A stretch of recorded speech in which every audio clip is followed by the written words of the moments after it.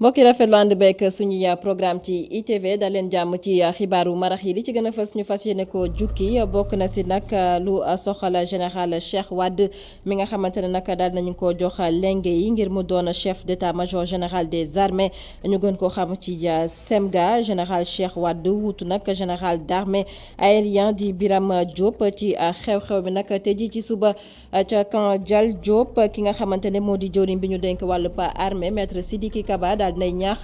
SEMGA bu yees bi daal di àddu itam ci liggéey yi nga xamante ne ñoom ñoo koy xaar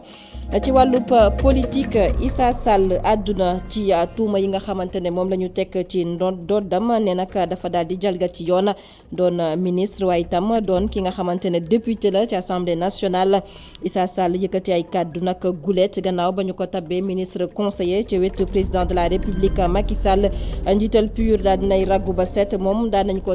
ko teewlu ci biir xibaar yi ci téléphone Antoine Diouf ci jamono jooju nag ca Kaolack lu toll nag ci juróom-benni tonn garab yoo xamante ne yu baaxul lañu fa daal di lakk loolee nag di ñu mën ko xayma ci koppar mu yemook 2 milliards ci suñuy koppar daan ci ànd ak itam suñu ndaw ba ñu teewal ca Kaolack Ndangaan Adama Sarr mbokk yi mu ngook dal leen jàmm ci xibaaru marax yi.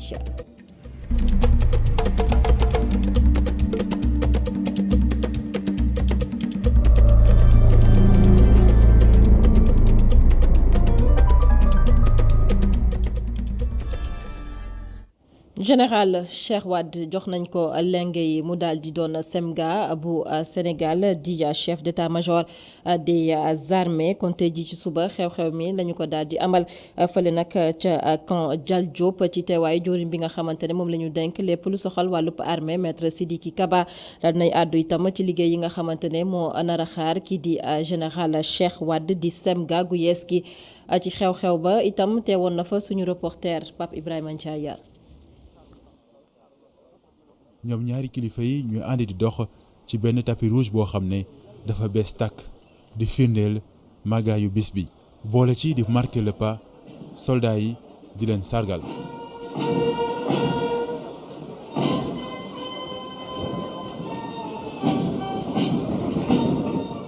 ay takk der yu concentré wu ñenn ñi armée ñeneen ñi gànnaayoo li nga xam ne mooy drapeau national ngir delloo njukkal seen njiit bu bees li nag. doon benn occasion boo xam ne ci ministre des forces armées ngir mu rendre hommage ñu génn àdduna bokk ci armée bi.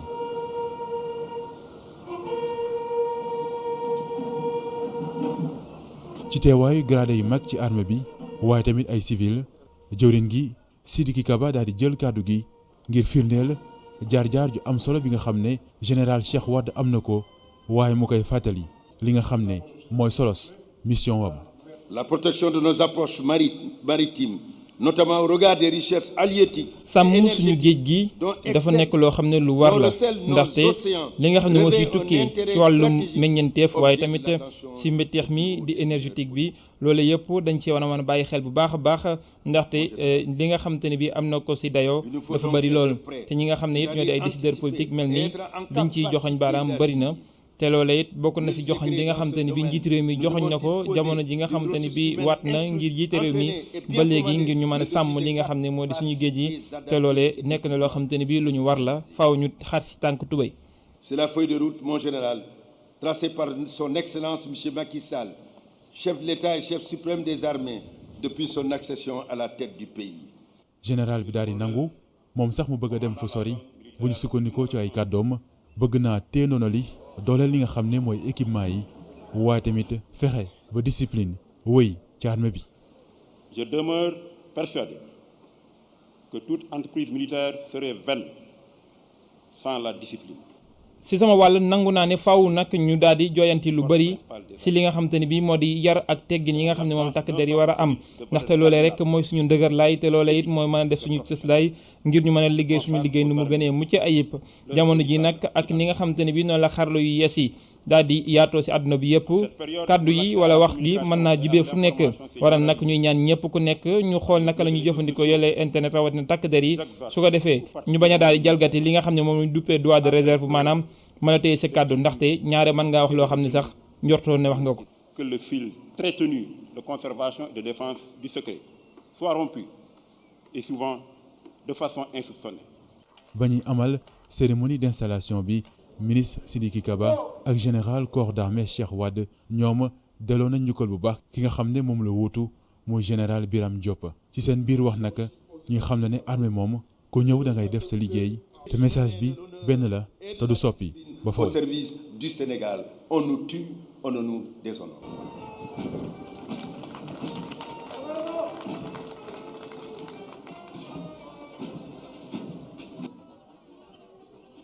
Pape Ibrahima Ndiaye ci jamono jooju nag juróom-benni tonne ci garab yoo xamante ne ay garab yu baaxul la ñu daal di lakk fële ca diwaanu Kaolack ñu mënees ko xayma nag ci koppar 2 milliards ci suñu koppar ca Kaolack nag loolee doon ab porox ndool ci syndicat bi nga xamante ne moom moo ëmb ordre des pharmaciens bu région bu Kaolack ngir ñu daal di àdduwaat ci jafe-jafe yi nga xamante ne moom la ñuy jànkonteel rawatina nag ci garab yi nga xam ne moom la ñuy jaay te jaarut yoon mu ngi sàkku nag ñu ngay sàkku ci nguurug Sénégal ci ni mu gën a gaawee ñu daal di nag ratifier maanaam dëggal li nga xamante ne moo di convention Médicrime convention bile may nag ñi di pharmacien yi ngir rek ñu xeex lépp loo xam na jëm na ci wàllu garab yu jaarut yoon yu ñuy jaay nag ci mbedd yi Adama Sarr moo ñu teewal ca diwaanu Kaolack. lii di yamba ay médicaments de la rue ay boulettes hashish ak méthamphétamine loolu ne nag moom la ñu lakk tey jii fii ci Kaolack. plus de 6 tonnes la ci chanvre indien et ci médicaments yi donc ñu ngi ko évaluer à 892 millions de francs CFA donc loolu mooy quantité médicaments divers la gis ngeen ko sànq am na amphétamine yenn produits divers. kuréelu syndicat ak ordre des pharmaciens bu Kaolack nag di prox ndolu rek ci bile jeetaay ngir ñaan kii di njiiti réew mi nag mu daal di rek criminaliser li nga xamee ne moo di njaayum garab yu mbedd yi. ñu ngi ñaan ci ndigalu gouverneur bi taxaw nga xam ne moo jiite tey lii ñuy def fii tey di ko gërëm di ko sant ci liggéey bu rafet bu muy def fii ci Kaolack di wax ne ñu ngi koy yónnee aussi ci président de la république ne maanaam mbirum garab yi entamé woon nañ ko pour criminaliser ko je pense que ça a été adopté mais ñu ngi ñaan vraiment convention Médicrime boobu président de la république nekkoon ci dox ay jawtu yu baax ñu àggale ko ak jàmm comme nu ñu defee sàcc njur nu ñu ko criminaliser ñu criminaliser ko aussi maanaam faux médicaments yi ñuy def parce que day lor askan bi. ngir nag dakkal li nu mel gouverneur bu Kaolack mu ngi ñaan ñi nga xamee ne ñoom ñooy rek yëngu ci li nu mel daal di ko bàyyi te seeti leneen. njaayum drogue rek moo fi ne pour luy may xaalis mbay maa ngi fi càmm gaa ngi fi commerce mi ngi fi leneen mi ngi fi moo tax ñooñu ma bëgg nag lancer leen appel nag ne leen nag nañ taxaw nag defi leneen nañ calculer ne seenam réew la ñuy yàq. te bu ñu yàqee seenam réew ñoom seen bopp duñ ci génn parce que am nañ njaboot may lancer appel aussi ñi nga xam ne nii peut-être dañ koy teg dañuy louer ay oto di ko ci teg ñi nga xam ne nii aussi dañ leen di jàppale ba ñu ko fiy dugal ñooñu ñëpp laay boole wax leen ne leen ku ci nekk fi nga toll na nga bañ. li nga xamee ne nag moom lañ lakk fii ci Kaolack nag ñu ngi ko daal di xayma ci 2 milliards ak lu teg. Adama Sarr professeur Issa Sall àdduna nag ci tuuma yi nga xamante ne moom la ñu teg ci ndoddam ne nag dafa daal di jalgati yoon professeur Issa Sall gannaaw nag ba ñu ko tabbee ministre conseiller moom député la ci assemblée nationale député bu PUR moom mi nga xamante ne moo fi jiite woon PUR professeur Issa Sall jamono ji nag daal nay àddu raggu ba set ci tuuma yooyu ndax la mu xamle moo di ba ñu ko tabbee mi doon ministre conseil yëglu na ci kanamu assemblée nationale jox na leen ab bataaxal lu soxal nag poste bi nga xamante ne moo di poste député moom professeur Issa Sall gannaaw tuuma yi ba mu jibee nag gulet mu daal di àddu ñu teewlu ko ci téléphone Antoine Diouf. waaw président nommé na ministre conseiller waaw depuis le 2 mars daanaka bar na mat weer. ministre conseiller député assemblée nationale ñu ne da nga jalgati yoon. waaw non xam nga ñi ko wax dafa am information yu ñu amul rek mais man bi ñu mën a may ministre conseil bind naa président assemblée ne ko article bu code électoral bi le LO 159 ak le LO 160 daf ne boo bokkee ci gouvernement bi wala nga bokk HCCT wala nga bokk conseil économique et social wala aussi nga am beneen mandat boo xam ne dañ la ko élire waroo mën a cumuler ñaar yooyu man ma seet ne mënu ma nekk ministre nekk député moo tax ma bind ko lettre wax ko loolu nekkoon na seet koo xam ne war na ma wut. yow lan moo la motiver ba nga dem fekk ji président de la république pour liggéey ak moom. waaw xam nga président de la république Sénégal la liggéeyal te man it nekkoon naa candidat amoon mébét liggéeyal Sénégal léegi nag mébét boobu ma amoon bu fekkee ne dama ne damay xaar ba nekk président pour door ko liggéey loolu day na waar bu fekkee ne président mi yore liggéey bi woo na ma man ne dama bëgg nga jàpp ci liggéey bi bu fekkee ne sama réew rek moo tax ma jóg loolu dama ciy kontaan jàppale ko ci liggéey bi. mos naa wax sa benn naataango defe naa moom bu rekan la ma ne ko liy dugal nit ci nguur wala liy dugal nit ci gouvernement ñett la lu mu ca amee wala daraja jum ca am wala bugg réewam ma ne ko ñaaru njëkk yi suñu borom suturaal na ma ci bugg sa réew nag man bugg naa sama réew bu fekkee ne sama taxawaay président yaakaar na ne mun naa def dara ci réew mi def ko ci. yow di ngay critiquer président de la république ak tey jile lan moo ci changé ci diggante bi. non dara changé wul c'est-à-dire moom dafa nekk candidat am programme man ma nekk candidat am programme bi ñu demee moom mu gagné mu ngi appliqué programme am bu ma wooyee ci wetam pour ma liggéey man la programme la ma amoon ci programme lu ma ko mun a xelal ñu boole ko pour réew bi defe naa ne loolu bugg sa réew la du ma koo xam ne damay garder li ma xam wala li ma mun ne na bay nag bañ xal ma def ko loolu de moom ma motivé wax dëgg te defe naa loolu aussi lu baax la. professeur Issa Sall ne woon fi njiital PUR laaj ak tontu dox diggante ak Antoine Diouf moom ngeen doon teewlu noonee ñu wàddu ba tey ci wàllub politique ak front de résistance nationale ñu gën ko xam ci FRN ñoom nag daal nañoo won gannaaw commission politique bi nga xamante ne moo soxal dialogue national ñoom FRN nag la ko sabab ñu ne nag li ñu won gannaaw bi le commission moo di nag dàkk ga ñu dàkk li di jongante politique ñeel élection paluk njiitu gox yeeg gox-goxaan yi ñoom front de résistance nationale naka la ñu jàpp moo di majorité bi nag ñoom maanaam ñu faree ci nguur gi dañuy jël ay dogal yoo xamante ne duñ leen laaj seen gis-gis moo waral ñu daal di génn ci boobule commission politique rawatina lu soxal lii di dàkk ga ñu dàkk jongante politique ñeel élection jëm ci pal ga ñuy fal njiitu gox yeeg gox-goxaan yi. ba tey ci xibaar yi ak xeer gu njëkk bu centrale bi nga xamante ne moo di centrale électrique bu Afrique de l'Ouest maanaam moo gën a mag ci Afrique de l'Ouest boobule centrale teg nañ ko teg xeer gu njëkk gi amal nañ ko ca Cap des Biches boobule centrale nag la mu mën a liggéey ci mégawatt ñu ngi ko xayma ci ñetti téeméer ñu dugal sa nag ay koppar yoo xamante ne yemoo nag ñaar téeméer ak ñaar fukki milliards ci suñuy koppar ña ko def nag di secteur privé bi nekk fii ci réew Sénégal. mu di itam centrale boo xamante ne dina may nag ñu daal di am jotin gu yomb ci wàllub courant bu ñu sukkandikoo ci jëwriñ bi nga xamante ne moom la ñu denk wàllub pétrole ak énergie Sophie Gladima ci micro Babacar Seck. Cette centrale avec une capacité installée de 300 mégawatts.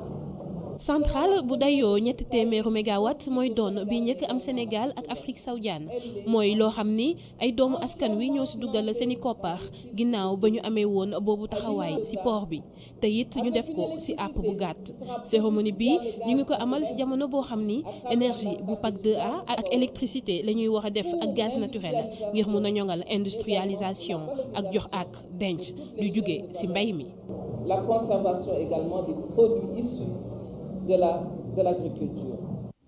ba tey ci jotaay gi ñu waxtaanee nag nemmeeku bi nga xamante ne professeur Raoul mu ngi ko doon amal nag fii ci réew ka Sénégal gannaaw ba mu koy ndar képp nag jot naa janoo ka taskatu xibaar yi ñu àddu nag ci liggéey bi nga xamante ne bëgg na ko sumb ak waa IRESSEF ak ki nga xamante ne moo di professeur Mboup moom ki nga xam ne moo di DJ Raoul la mu àddu nag itam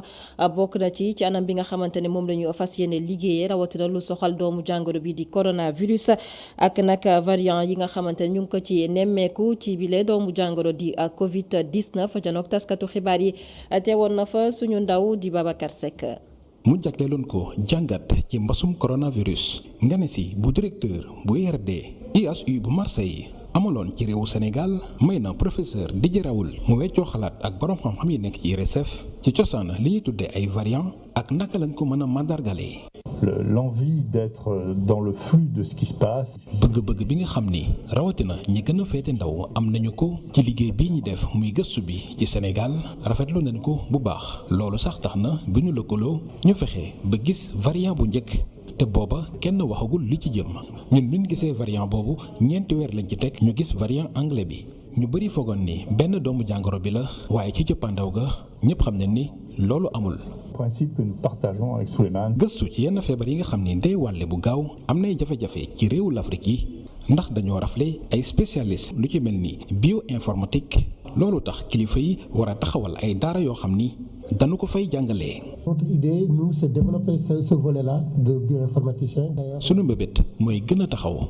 ngir gëstukat yi mën a xarañ ci bioinformatique. bi ñu njiitu réew mi dalalee sax ñu ngi koy wax ni faaw ñu am daara ju mag joo xam ni ay ingénieur bioinformaticien daañ fa mën a génnee loolu li ko waral mooy xarala bi nga xam ni dafa jëm ci gëstu bi foofu la toll. Il manque maintenant de bioinformatique. ngir moytu borom xam-xam yi dem bitim réew professeur Raoul mu ngi wax ni dañoo war a sos ay béréb jagleel ko gëstukat yi ndax ñu mën a jëfee li ñu jàng. Mais le désir de la plupart des gens. man africain yu bëri yi may gis ñuy ñëw ci ñun di fa sàkku xam-xam seen bëgg-bëgg mooy dellu seen réew ngir ñu mën a dellu si faaw ñu utal leen ay jumtukaay yoo xam ni li ñu jàng dinañ ko fa mën a sotti comme ni ko àdduna bi yëpp di defee te du am dara lu ñu leen si ñeewee. Pour leur trouver un financement qui soit à la hauteur. pajum cosaan am na wàll ci xeex mbas mi waaye ci kàddu professeur Didier Raoul gouvernement yi ñoo ci war a dugal ay koppar ndax laboratoire yi duñu ko def. Babacar Seck mbas moomee sax di coronavirus ci la ñuy desandi waxtaanee nag tolluwaay bi ci réew ka Sénégal xayma bés bi daal di fësal ne juróom-ñaar fukk ak juróom-ñaar ñoom ñoo génn nag yees amee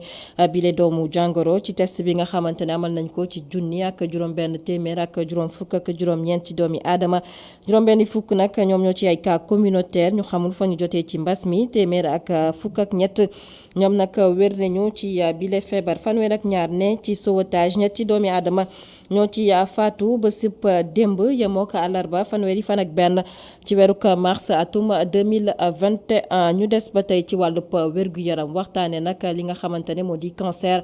col de l'utérus maanaam cancer buntu bu tuccu njurukaay bi di faral de nag di jar dal ñi nga xamante ne ñoo di jigéen ñi wala nag itam association bi nga xamante ne moom la ñu dippee association Majojo héritage lëkkaloo ak hôpital Dalal Jàmm ñoom nag daal nañoo tegi pexe ngir taxawu yooyu le jigéen ngir xool nag nees def nag ba ñu xool seen yaram saytu ko dépistage boo xamante ne nag du ñu fay dara lañ leen jagleel kiñ ci teewlu nag di Moussa Sam Daf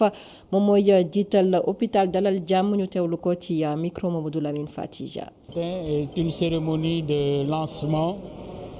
d'une campagne de dépistage. cérémonie bi nag cérémonie lancement campagne de dépistage du col de l'utérus la ki ko amal nag financé ko moom mooy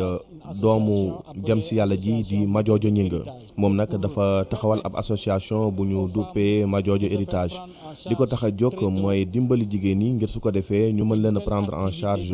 nu ma gën a teelee te xeetu initiative yi ni mel day tax jigéen ñi di gën a mën di dem ci kër docteur ngir saytu seen yaram rawatina di def li nga xam ni moom mooy dépistage col de l'utérus hôpital Dalal Jàmm nag comme ni ngeen ko xamee dafa mës a nekk fii ngir jaamu li nga xam ni moom mooy soxla askan wi comme nu ko joriñ bu ñu dénk wàllum wér gi yaram bi bëggee di Abdoulaye Diouf Sarr moo tax nag hôpital bi daal di taxaw temb ngir daal di jàppale ki nga xam ni moom mooy Adja ci bépp fànn te noonu nag nañ koy defee pour képp ki nga xam ne rek da nga ñëw amal ab projet bu jëm ci gën a ñoŋal li nga xam ni moom mooy wér-gu-yaramu askan wi wala sax mu doon ab projet bi nga xam ni dafa ñëw ngir gën a yombal li nga xam ne moom mooy accès service de santé pour askan wi. Faciliter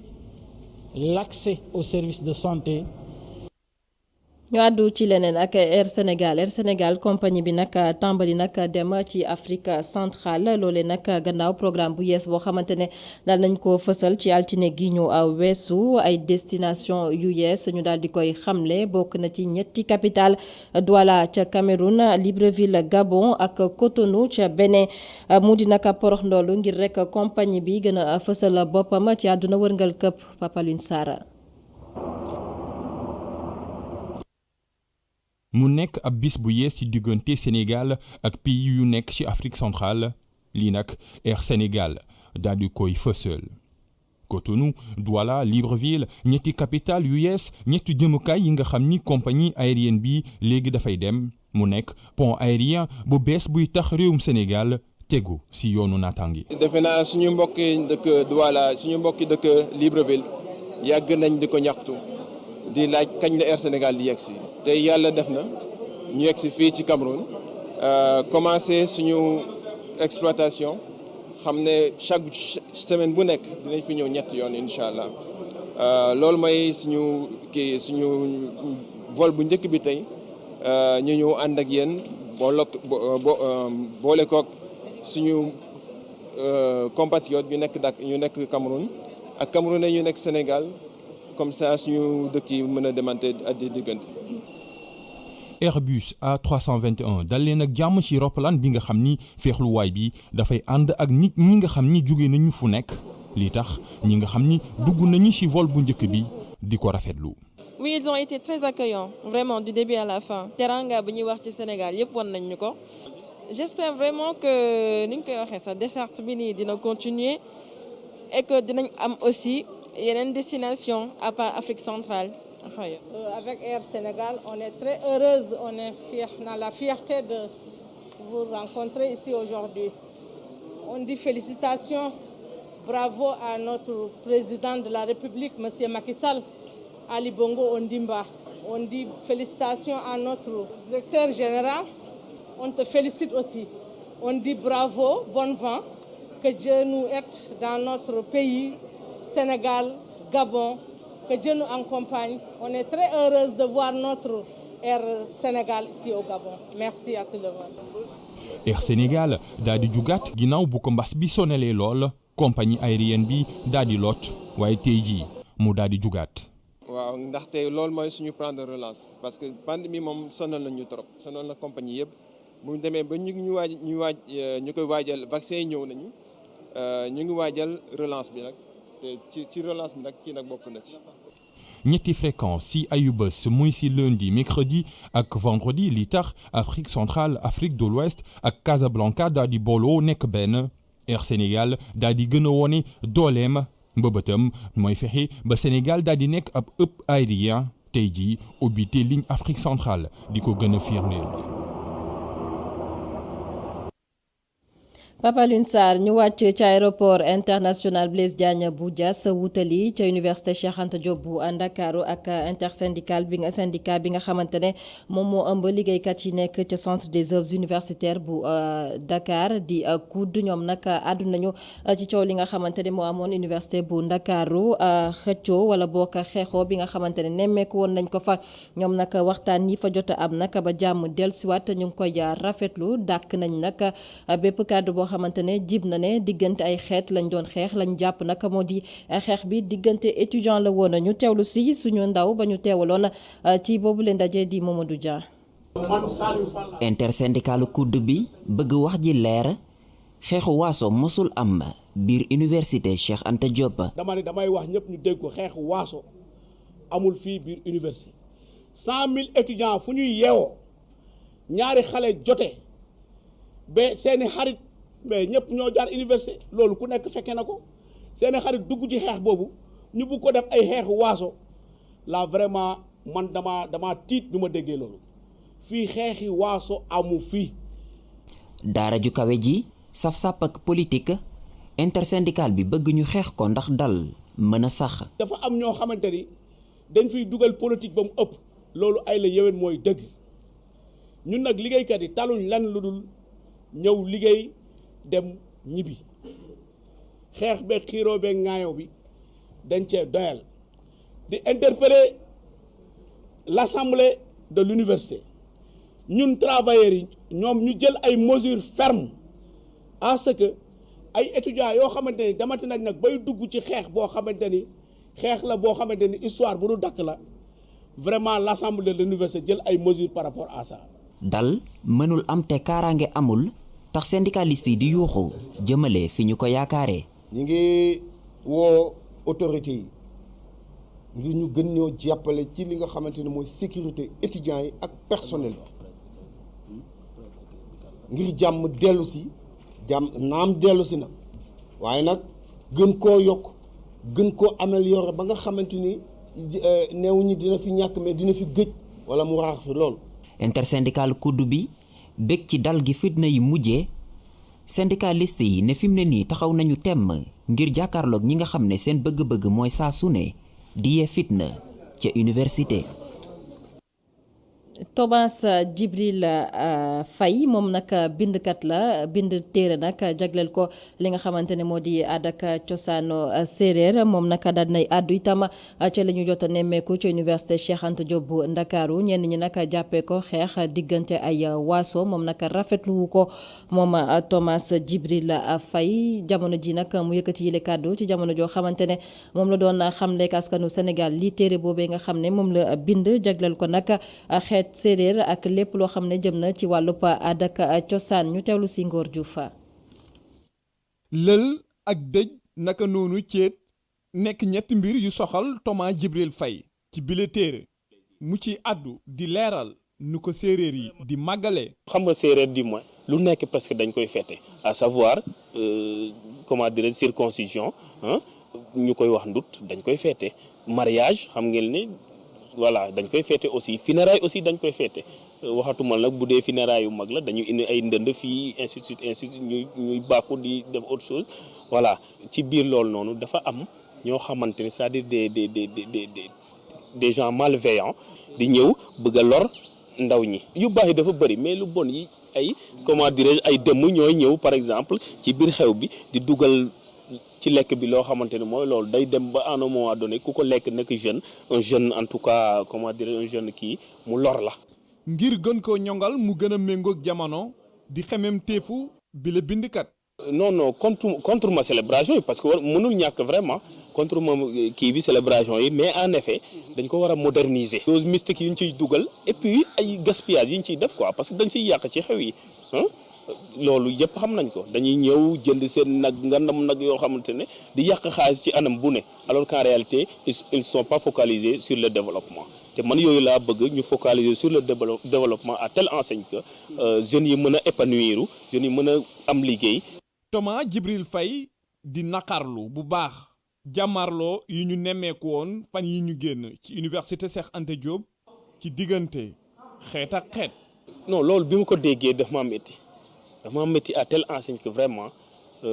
am na sax ñu ma woo di leen wax ne bu leen bokkati ci loolu noonu parce que nekk na loo xamante ne vraiment du yëfu intellectuel quoi en fait bon mën nañu wax ne université bi c'est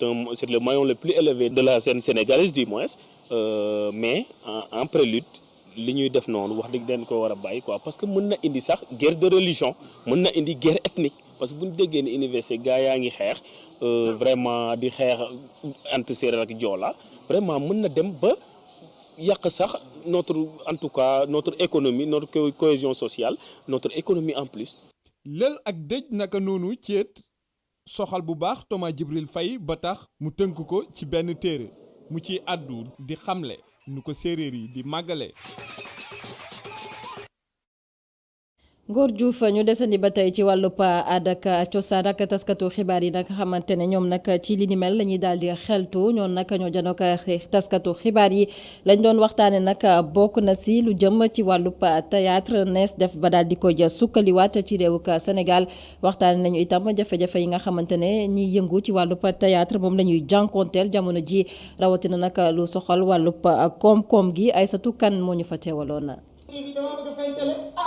ñeenteelu aar gi ngi ñaax ñi di doxal politique ak culture ci réew mi ci njëriñu xoolaat doxalin ak financement wu métier bi. ngir mën a relancer secteur bu théâtre moom mooy la formation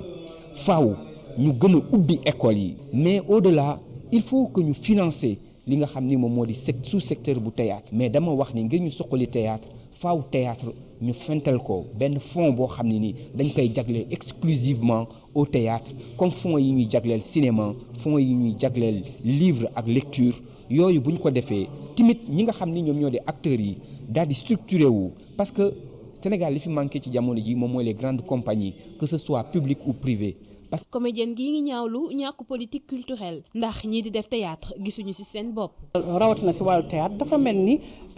théâtre soxalu leen daal maanaam dañuy jël ay milliards def ko ci ay infrastructures yu rëy maanaam lu ci demee ni grand théâtre te ca biir infrastructure boobu nga xam ne mi ngi tudd Grand Théâtre amu fa amul benn théâtre bu fa nekk. acteur gi nag dañu xamal solos jàng théâtre donte cinéma lay def. di que lu ne jàng la daal tey xam nga ñu ñoo bokk affaire bi donc xam nga tey su ma demee tey ba am formation boobu di ko jàng benn plus la rek ci man parce que daf may jàppale quoi. bés bu ñu jagleel théâtre ñu jublu si solos njàngum ak njàngale théâtre ngir jëmale ko kanam ndaxte it théâtre soxla na ñu ñoŋal ko. Aïssatou Kane gannaaw wàllub aada ak cosaan ak théâtre bañ doon waxtaanee ñu àddu ci lu soxal wàllub tàggat yaram ak ki nga xamante ne moo di Tony Parker nag ñu koy nemmeeku ci réew ka Sénégal altine ba tey moom star boobee doon nag doomu réew ka France jot naa nag nemmeeku lépp loo xamante ne soxal na wàllub basketball fii ci réew ka Sénégal ñu ràññee ko itam ci wàllub basketball moom Tony Parker jot naa dem diggante Mbour ak Thiès mu xamle itam ma ngay rafetlu doxalin bi ci wàllub basketball ci réew ak Sénégal ak jéego yi nga xamante ne ñu ngi ko fi nemmeeku moom Tony Parker la mu xamle nag moo di dina def kémt lay kàttanam ngir rek lépp loo xamante ne dina suqali wàllub tàggat yaram ci réew ak Sénégal ñu teewlu si Sékou Seydi ak Serigne Saliou Deme ak Cheikhou Gueye. laata muy arrêté carrière am basketteur la tàmbalee jug ci wàllum reconversion am ci atum 2019 di at mi nga xamante ni moom la nekk actionnaire Lasvel nekk ab club basketball ca Villeurbanne Tony Parker daal di tàmbale delloo sport lu mu ko jox. je prends beaucoup de plaisir. li ci jiitu mooy delloo njukkal waaye tamit delloo sport lépp loo xam ne moo ma ko jox loolu rek moo tax ñu dugal suñ loxo fay naar bi xoromam. reconversion c'est redonner au sport et aider la jeune génération à réussir leur vie. ginnaaw carrière am bu riche ci wàllum basketball ca NBA moom Tony Parker yemul rek ci basketball bi bis bu set muy gën a fësal mbëggeelam ci football. moi je joue au foot depuis que. damay xamle ne man football laa njëkk a def naa ko bi ma nekkee xale daanaka ñeenti at ginnaaw ba it laa jublu si basket waaye nag football dafa doon loo xamante ni bii damaa ñor lool bëri naa ay xarit yoo xamante ni bii si football la ñu yëngu te it engagement bi nga xam ne am naa ko si OL ma waral may xool académie yu nekk naka la ñuy doxee ñun nag suñu lëkkaloo fii si réewum Sénégal ñu ngi ko am ak ñi nga xam ne ñoo di waa Dakar Sacré-Cœur dem nañ fa gëstu ji li nga xam ne moo di installation gi yëpp waaye nag loolee dafay gën a ñoŋal rek lépp loo xam ne moo jëm si football loolee moo ñu tax a jóg. doomi Sénégal bi di Gorgui Sy Dieng daal di dem fale ca San Antonio fan yi ñu génn di club boo xamante ni star française bi xam na ko ndax def na fa fukki at ak juróom-ñaar mu jàpp ne pivot sénégalais bi mun na réussir bu baax ci sport si. yaakaar naa fu baax la te San Antonio nekk na club boo xamante ne bii bokk na ci gën a dëgër si wàllu NBA kon xam naa dina nekk loo xamante ne bii lu baax la si moom te yaakaar naa moom si boppam dina fa mën a yokk. visitam bi nga xamante ni ñeenti fan la am tax na mu am beneen gis-gis ci wàllum sport Sénégal Tony Parker am sax mbégte lool gis talent bi nga xamante ne ndaw ñi am nañ ko fii mu jàpp ne sax ab potentiel la boo xamante ni war na tax réew mi. wane boppam ci àdduna bi wàllum tàggat yaram. mu ngoog Sékou Seydi jaajëf mbokki jaajëfal leen ci ànd bekk suñuy programme ci ITV xibaar yi kon fi la ñuy yemandi amoon mbégte dégtal leen xibaar yi ma bàyyi leen ngeen wéyandek suñuy programme ci ITV xibaar yi di wéyandi ci www.imedia.sn jaa ngeen jëf.